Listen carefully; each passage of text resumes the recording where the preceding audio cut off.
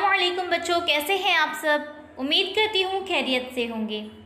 आज हम पढ़ेंगे माहौल का मुताला और आज का हमारा उन्वान है इंसान की पेशरफ्त। हुनरमंद इंसान से जदीद इंसान तक, तरक्की पजीर अक्ल वाला इंसान और तहजीब। गुज़िश्ता सबक में हमने मालूम किया कि ऐब बंदर का इर्तिका होता गया और आखिरकार इब्तिदाई इंसान की तश्कील हुई। अगले मरहले में इब्तिदाई इंसान ने अपने हाथों का इस्तेमाल करके हथियार बनाना शुरू किया। हुनरमंद इंसान से जदीद इंसान तक। हुनरमंद इंसान अपने हाथों को हुनरमंदी से इस्तेमाल करने वाला इंसान यानी हुनरमंद इंसान। जो अपने हाथों को हुनरमंदी से इस्तेमाल करता है वो इंसान कौन है? हुनरमंद इंसान। सबसे पहले बर्रे आज़म अफ्रीका में तंजानिया और कीनिया, इन दोनों मुल्कों के आसपास इस इंसान की मौजूदगी के सबूत दस्तयाब हुए। कौन से इंसान के? हुनरमंद इंसान के। उसकी खोज लगाने वाले साइंसदान लुई लेकी ने उसे होमो हेबिलिस नाम दिया क्योंकि उसके बाकियात के साथ उसके बनाए हुए हथियार भी हाथ लगे। उसकी खोज लगाने वाले साइंसदान लुई लेकी ने उसे क्या नाम दिया? होमो हेबिलिस नाम दिया क्योंकि उसके बाकियात के साथ उसके बनाए हुए हथियार भी लगे थे। लातीनी ज़बान में लफ्ज़ होमो का मतलब होता है इंसान, हेबिलिस का मतलब है हाथों का हुनरमंदी से इस्तेमाल करने वाला, तो इसलिए उसे क्या नाम दिया गया? होमो हेबिलिस। हुनरमंद इंसान दोनों पैरों पर खड़ा होकर चल सकता था, लेकिन उसकी रीढ़ की हड्डी बिल्कुल सीधी नहीं थी, उसमें मामूली सा खम था। यानी हुनरमंद इंसान पैरों पर खड़ा होकर चल तो सकता था, लेकिन जो उसकी रीढ़ की हड्डी थी वो एकदम सीधी नहीं थी, थोड़ा सा मामूली सा खम था। उस इंसान का दिमाग जसामत में ऐब बंदर से बड़ा था, लेकिन उसके चेहरे और हाथों की खुसूसियात कुछ हद तक ऐब बंदर जैसी ही थी। क्या बता रहे हैं यहाँ पर? लातीनी ज़बान में लफ्ज़ होमो का मतलब होता है इंसान और हेबिलिस का मतलब होता है हाथों का हुनरमंदी से इस्तेमाल करने वाला, तो इसलिए लुई लेकी ने उसे क्या नाम दिया? होमो हेबिलिस का नाम दिया। जो हुनरमंद इंसान थे वो दोनों पैरों पर खड़े होकर चल सकते थे, लेकिन उनकी जो रीढ़ की हड्डी थी वो बिल्कुल सीधी नहीं थी, उसमें ज़रा सा कम था। और उस इंसान का दिमाग जिसामत में ऐब बंदर से बड़ा था, लेकिन उसके चेहरे और हाथों की खुसूसियात जो है वो कुछ हद तक ऐब बंदर जैसी ही थी। हुनरमंद इंसान के बनाए हुए हथियार बड़े जानवरों के शिकार के लिए कारआमद ना थे। उनका इस्तेमाल वो सिर्फ गोश्त को खुरचने और हड्डी फोड़कर उसका गूदा हासिल करने के लिए ही कर सकता था। जो हुनरमंद इंसान हथियार बनाते थे उनसे वो बड़े जानवरों का शिकार नहीं कर सकते थे। उसका इस्तेमाल वो सिर्फ किस में कर सकते थे? या तो फिर वो गोश्त को खुरच सकते थे या फिर हड्डी फोड़कर उसका गूदा हासिल कर सकते थे अपने बनाए हुए हथियार से। तो इसके लिए अंदाज़ा लगाया जाता है कि वो दूसरे जानवरों के शिकार का बचा कुचा गोश्त खाता होगा या फिर छोटे जानवरों का शिकार करता होगा या अपने खाने के लिए परिंदों के अंडे, फल, कंद, जड़ें जमा करता होगा। उसके बाद है बच्चों सीधी पुश्त वाला इंसान। इंसान के इर्तिका में एक अहम मरहला है सीधी पुश्त वाला इंसान। इरिक्ट्स का मतलब है सीधा खड़ा होने वाला, इसलिए उसे होमो इरिक्ट्स का नाम दिया गया। वो हुनरमंद इंसान के मुकाबले में ज़्यादा ज़हीन था और ग्रोह में रहता था। जो हुनरमंद इंसान थे उनके मुकाबले में वो ज़्यादा ज़हीन था और वो ग्रोह में रहता था। जंगल में लगी हुई आग को देखकर इंसान आग से आगाह हुआ। सीधी पुश्त वाले इंसान ने दरख्त की जलती हुई शाखें लाकर उसके इस्तेमाल का हुनर सीखा होगा। उसके ज़माने में ज़मीन का बड़ा हिस्सा बर्फीला था, इसलिए आबो हवा इंतहाई सर्द थी। इतने सर्द माहौल में ज़िंदा रहना उसके लिए मुमकिन हो सका महज आग के इस्तेमाल की वजह से। यहाँ पर हमें क्या बता रहे हैं कि जंगल में लगी हुई आग को देखकर इंसान आग से आगाह हुआ और सीधी पुश्त वाले इंसान ने दरख्त की जलती हुई शाखें लाकर उसके इस्तेमाल का हुनर सीखा होगा, ये अंदाज़ा लगाया जाता है। और उस ज़माने में ज़मीन का बड़ा हिस्सा बर्फीला था, इसलिए आबो हवा इंतहाई सर्द थी और उतने सर्द माहौल में ज़िंदा रहना कैसे मुमकिन हुआ? सिर्फ़ और सिर्फ आग के इस्तेमाल की वजह से।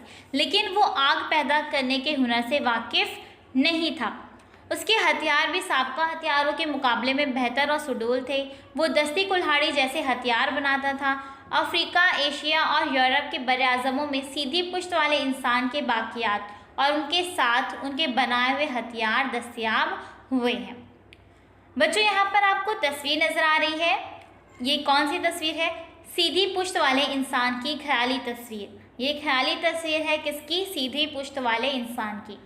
उसके बाद है सीधी पुश्त वाला इंसान दस्ती कुल्हाड़ी जैसे पत्थर के हथियार बनाकर इस्तेमाल करता था, तो यहाँ पर उसकी तस्वीर आपको दिखाई जा रही है। उसके बाद है बच्चों ताकतवर इंसान। इंसान के इर्तिका में बेहतरी का एक और मरहला यानी ताकतवर इंसान। वो तनोमंद था। उसके बाकियात सबसे पहले मुल्क जर्मनी में नेंडरथल में दस्तयाब हुए, इसलिए उसे नेंडरथल इंसान कहा जाता है। वो सीधी पुश्त वाले इंसान से ज़्यादा ज़हीन था। ताकतवर इंसान खुसूसन गारों में रहता था। वो गोल पत्थर और पत्थर को तराश कर निकाली गई परतों की मदद से मुख्तलिफ शक्लों के हथियार बनाता था और उन्हें लंबी हड्डियों और लकड़ी के डांडों पर बिठाकर भाला, कुल्हाड़ी वगैरह हथियार बनाता था। वो बड़े जानवरों का शिकार करता था। चमड़े में लगे हुए गोश्त को खुरच कर निकालने के लिए पत्थर की छेनी का इस्तेमाल करता था। चमड़े के कपड़े इस्तेमाल करता था। वो खुसूसन गोश्तखोर था। वो आग पर अनाज को भूनकर खाता था। सख्त लकड़ी वाली शाखों को रगड़कर या चकमाक को एक के ऊपर एक पटक कर निकलने वाली चिंगारी से आग पैदा करने का हुनर भी उसने सीख लिया था। तो ये आग पैदा करने का हुनर किसने सीखा था? ताकतवर इंसान ने। और ताकतवर इंसान को क्या कहा जाता है? नेंडरथल इंसान भी कहा जाता है। मुमकिन है उसने तख्लीकी हुनर में भी पेशरफ्त की हो। बाज़ साइंसदानों के ख्याल से वो फौरी ज़रूरत के तहत हलक से आवाज़ें निकाल कर अपनी बात दूसरों तक पहुंचाता होगा, लेकिन यकीन से नहीं कहा जा सकता कि ताकतवर इंसान के पास अपनी बात को अल्फाज के ज़रिए अदा करने वाला कोई लिसानी निज़ाम मौजूद था या फिर नहीं। ग्रोह के किसी फ़र्द के मरने पर उसे दफन करते वक्त ताकतवर इंसान मुर्दे के साथ हथियार, जानवरों के सींग जैसी चीज़ें रख देता था। वो मुर्दा शख्स के जिस्म पर लाल रंग की मिट्टी मल देता था। उन बातों से मालूम होता है कि शायद उस ज़माने में मुर्दों को दफन करने की कोई रस्म मौजूद थी। इन सब बातों से ऐसा अंदाज़ा लगाया जा सकता है कि शायद उस ज़माने में भी मुर्दों को दफन करने की कोई रस्म वहाँ पर होती थी। ज़माना गुजरने के बाद ताकतवर इंसान के बाज़ ग्रोह अफ्रीका से निकलकर बर्र-ए-आज़म यूरोप और एशिया तक पहुँचे और वहाँ रहने लगे। जाहिर है कि उन्हें मुख्तलिफ मौसमों का मुकाबला करना पड़ा। ज़िंदा रहने और अनाज हासिल करने के लिए उन्हें नए तरीके अख्तियार करने पड़े, इसलिए उनके ज़माने में ज़िंदगी गुजारने के लिए दरकार हथियारों को बनाने और उनके इस्तेमाल के तरीक़ों में इस्लाह हुई, लेकिन ऐसा होने के लिए हज़ारों बरस का ज़माना लगा। ताकतवर इंसान के मुकाबले में ज़्यादा तरक्की याफ्ता इंसान को अक्लमंद इंसान के नाम से पहचाना जाता है, जिसका तारुफ हम बाद में हासिल करेंगे। ताकतवर इंसान और अक्लमंद इंसान कुछ ज़माने तक यूरोप में एक साथ रहते थे। अक्लमंद इंसानों के ग्रोहों से तसादुम, माहौल की तब्दीलियों से मुताबिकत पैदा ना कर सकना जैसी बाज़ वजूहात की बिना पर ताकतवर इंसानों का वजूद ख़त्म हो गया होगा। माहिरीन इस बात को तस्लीम करते हैं। कार्बन 14 तरीके की बुनियाद पर कहा जाता है कि तकरीबन 30,000 साल पहले ताकतवर इंसान नापैद हो गए थे। कितने हज़ार साल पहले? 30,000 साल पहले। अक्लमंद इंसान अपने से पहले के किसी भी इंसान के मुकाबले में सोचने की ज़्यादा सलाहियत रखने वाले इंसान को अक्लमंद इंसान कहा गया। यानी हमसे पहले के इंसान जो भी मुकाबले में सोचने की ज़्यादा सलाहियत रखते थे, उस इंसान को क्या कहा गया? अक्लमंद इंसान कहा गया। इर्तिका के अमल में अक्लमंद इंसान की उज़लात बोलने की सलाहियत पर कुदरत पा चुके थे। वो आवाज़ की नज़ाकत के साथ मुख्तलिफ तलफ़ुज़ को अदा करने के काबिल बन गया था। उसके जबड़ों और मुँह के तमाम अंदरूनी उज़लात की नशोनुमा भी मुकम्मल हो चुकी थी। उसकी ज़बान भी लचकदार बन गई थी, इसलिए वो मुख्तलिफ आवाज़ें निकाल कर अपनी मर्ज़ी के मुताबिक उन्हें ढाल सकता था। वो नज़र आने वाली चीज़ों को समझते हुए उन्हें और अपने दिली जज्बात को क़ुव्वत तख़य्युल की बुनियाद पर लफ्ज़ों में बयान कर सकता था। उसका मतलब ये हुआ कि अपनी बातों का इजहार करने के लिए अक्लमंद इंसान के पास ज़बान का मखसूस निज़ाम मौजूद था। वो ज़ाती मुशाहदे और क़ुव्वत तख़य्युल की बुनियाद पर तस्वीरें बनाने लगा था। वो फ़नकाराना चीज़ें भी बनाने लगा था, इसलिए उसे अक्लमंद इंसान और गौर करने वाला इंसान नाम दिया गया। तरक्की पजीर अक़ल वाला इंसान और तहज़ीब। जदीद इंसान को तरक्की पजीर अक़ल वाला इंसान नाम दिया गया। ये नाम उसकी जिस्मानी सलाहियतों की बनिस्बत अक़ली और तहज़ीबी सलाहियतों को ज़्यादा नुमाया करता है। ग़िज़ा हासिल करना बुनियादी ज़रूरत है जिसे हर जानदार पूरी कर लेता है, लेकिन जदीद इंसान सिर्फ उतने पर ही मुतमईन नहीं होता। तख़य्युलात, ज़हनी इस्तेदाद और हुनरमंदी की बुनियाद पर इंसान अपनी ज़िंदगी को खुशहाल बनाने की मुसलसल कोशिशें करता रहा, जिसकी वजह से इंसानी तहज़ीब ज़हूर में आई और वो फ़रोग़ पाती गई।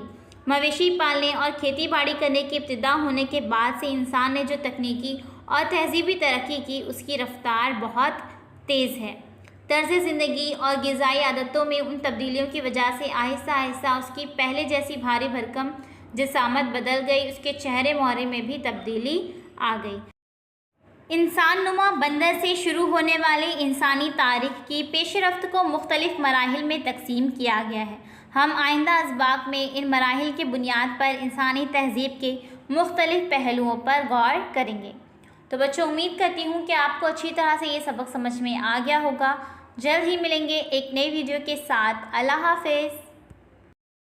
Please subscribe the channel and press the bell icon.